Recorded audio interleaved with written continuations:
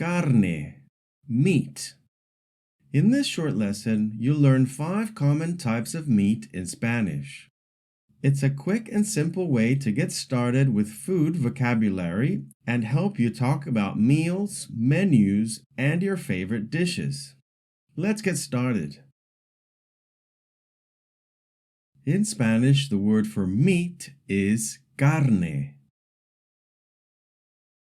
The word for beef is res. The word for chicken is pollo. The word for lamb is cordero. The word for pork is cerdo. The word for fish is pescado. In Spanish, there are 2 different words for fish.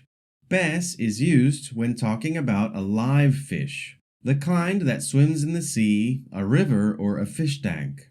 Pescado is used when the fish is caught and meant to be eaten, whether it's raw or cooked. The word for sausage is salchicha. ¿Vendes carne de res? Do you sell beef? It's important to note that in Spanish, sometimes you'll hear the word res by itself, and other times you'll hear carne de res, which means meat of beef or beef meat. In both cases, we are referring to beef.